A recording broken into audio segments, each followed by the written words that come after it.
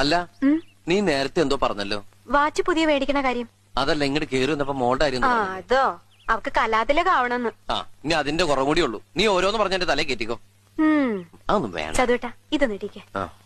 മോള് വേണമെങ്കിൽ അമ്മയുടെ അടുത്തുനിന്ന് കുറച്ച് ഡാൻസ് പഠിച്ചോ. അമ്മയുടെ ഡാൻസ് കണ്ടല്ലേ അച്ഛൻ വീണത്.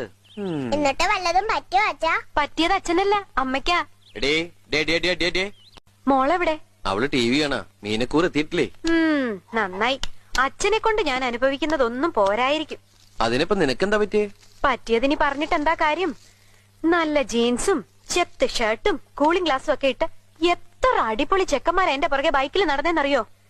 എന്നിട്ട് ഞാൻ വീണതോ ദേ ഹാങ്ങറില് ഷർട്ടും തൂക്കി നടക്കുന്ന സദാനന്ദന്റെ മുന്നില്. അതെന്താടി നീ അങ്ങനെ പറയണേ? വെറും സുമംഗലെ ഞാൻ സുമംഗലിയാക്കിയില്ലേടി. അത് വല്ല കൂടോത്രം ചെയ്തിട്ടാണ് എനിക്കിപ്പോ സംശയം. കൂടോത്രം നല്ല മോളെ. എന്റെ വാരിയിൽ ഒരെണ്ണം അഡ്വാൻസ് കൊടുത്തിട്ട് ഈശ്വരൻ ഉണ്ടാക്കി വിട്ടതാ ഭൂമിയിലേക്ക് നിന്നെ. മംഗല്യപ്പൊരുത്ത് 1 2 അല്ല 9 എന്താ ഈ പശു ഇങ്ങനെ കരയണേ? കഴിഞ്ഞ ആഴ്ച ഏലസ് പണിക്കരെ കൊണ്ട് മന്ത്രിച്ച് കെട്ടിച്ചാണല്ലോ. ഈ കരച്ചിലിന് ഏലസ് കെട്ടിയിട്ടൊന്നും കാര്യമില്ല. അതെന്താ? അതെന്ത് പറഞ്ഞ കരയണേന്നറിയോ? I love you. അടുത്തതിന് സമയായേ. എന്നിട്ട് നീ എന്താ കരയാത്തെ? ഞാൻ കരയണൊക്കെ ഉണ്ട്.